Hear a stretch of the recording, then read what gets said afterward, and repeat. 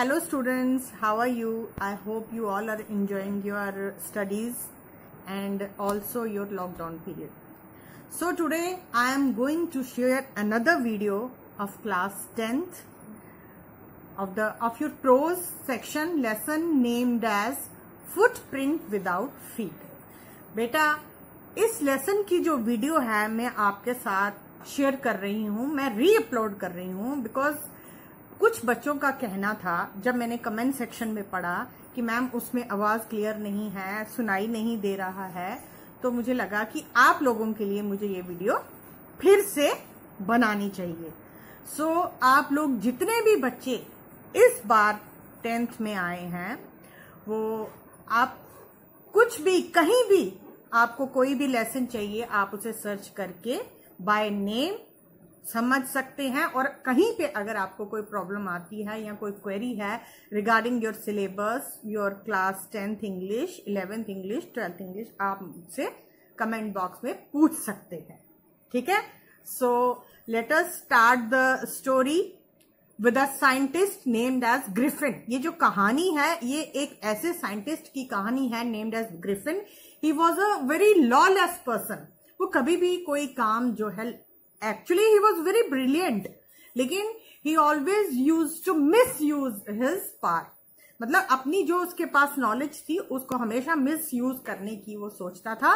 तो हम इस कहानी में देखेंगे कि किस तरह उसने अपनी ये जो उसके पास ये एक पावर थी उसका उसने मिस यूज किया और कैसे कुछ लोगों को नुकसान पहुंचाया और एंड में क्या हुआ।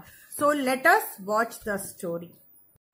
Griffin was an eccentric scientist. He had discovered a rare drug which could make a human body transparent. He had carried out experiment after experiment to prove that human body could become invisible. Finally, he succeeded. He made his body as transparent as a glass by swallowing certain drugs and removing his clothes. यानी कि जो Griffin था एक ऐसा scientist था जो कि हमेशा हर काम कानून के दायरे के बाहर ही रहकर करता था। यानी कि उसके जो काम होते थे वो कानून के मुताबिक नहीं होते थे। वो अपनी बॉडी, उसने एक ऐसी दवाई का आविष्कार किया जिससे कि वो ट्रांसपेरेंट यानी अदृश्य हो सकता था। तो वो इस तरह एक्सपेरिमेंट के बाद एक्सपेरिमेंट करता गया ये प्रूव करने के लिए कि जो ह्यूमन बॉडी है हमारा शरीर वो अदृश्य हो सकता है। और लास्ट में वो इसमें उसने जीत हासिल की। ग्रिफिन एक साइंटिस्ट था जो कि एक घर में रहता था, पर उसका मकान मालिक उसे पसंद नहीं करता था क्योंकि वो एक लॉलेस साइंटिस्ट था।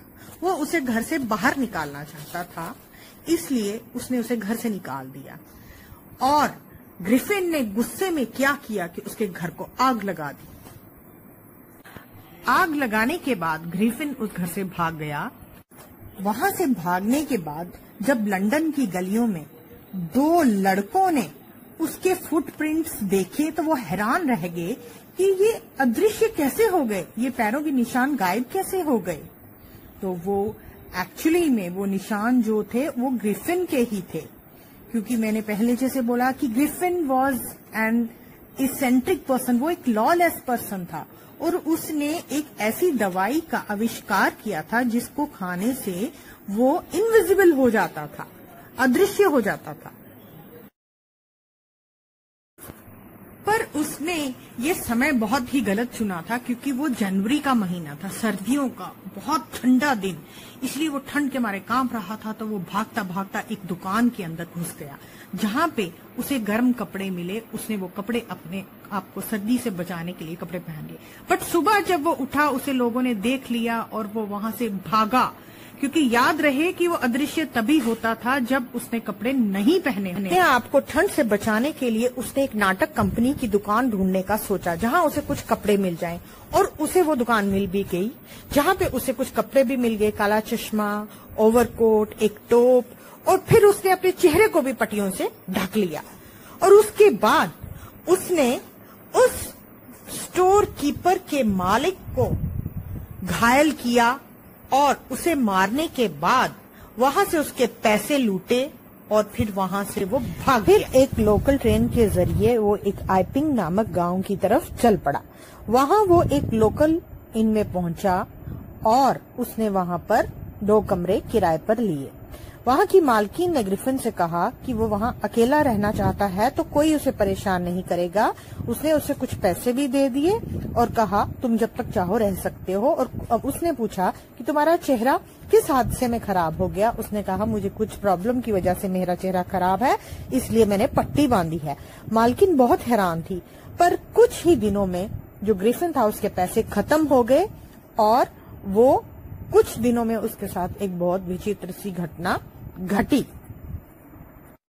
दूसरे दिन एक अजीब सी घटना घटी और पादरी और उसकी बीवी ने अपने कमरे के अंदर से कुछ आवाजें सुनी।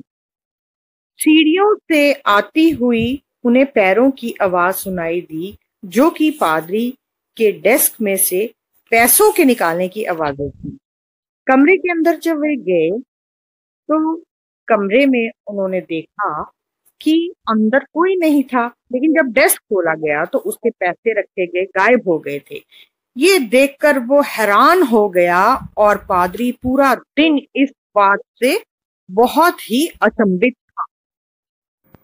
मिसेस हॉल अपने कमरे के दरवाजा खुला देखकर घबरा गई और उठकर जब वो दरवाजे को खुला देखती है तो अंदर बिस्तर पर पट्टियां, झूठी नाक और वो टोप बिस्तर पे पड़ा था, जिसे देख के वो हैरान हो गई क्योंकि जो उसकी कुर्सी कमरे में रखी थी वो भी उड़कर हवा में आई और उसे बाहर धकेल के दरवाजे से बाहर धकेल दिया, जिसे देखकर वो बहुत ही अचंभित रह गई।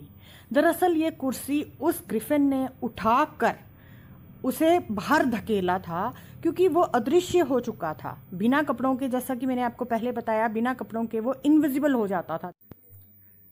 कमरे से बाहर जाते ही मिसेस हॉल बेहोश हो गई डर के मारे, क्योंकि उसे लगा कि अब ये कमरा हॉन्टेड यानी भूतिया हो चुका है। उसे ये लगा कि ये कुर्सी तो उसकी माँ की थी, इसकी माँ इस कुर्सी पे बैठा करती थी और ये कुर्सी अब भूतिया बन चुकी है, इसीलिए कुर्सी ने मुझे बाहर धकेला। पड़ोसी सोच रहे थे कि इस घटना का कारण कोई जादू टोना था, परंतु जब पादरी के घर में चोरी के बारे में पता चला तो लोगों को शक हो गया कि उस अजनबी वैज्ञानिक की तरफ ही जाने लगा सभी लोगों का शक। ये शक और भी ज्यादा होने लगा जब अचानक उसने कुछ पैसे पेश किए, क्योंकि कुछ समय पहले तक तो उसके पास कोई पैसा नहीं था।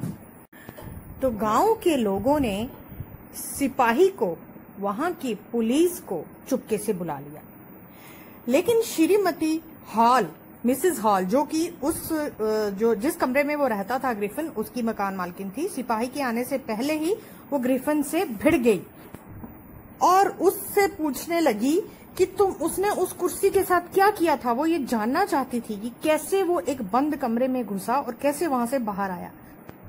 गुस्से में उसने अपनी पट्टियां, दाढ़ी, चश्मा, यहाँ तक कि नकली नाक भी उतार फेंकी। अब सब लोग डर गए क्योंकि कमरे में एक बिना सर वाला आदमी खड़ा था।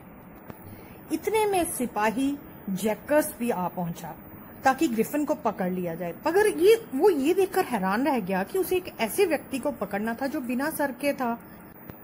जैसे वो सिपाही उस बिना सर के आदमी को पकड़ने की कोशिश करने लगा, वो अपना एक एक कपड़ा उतारने लगा और गायब होने लगा।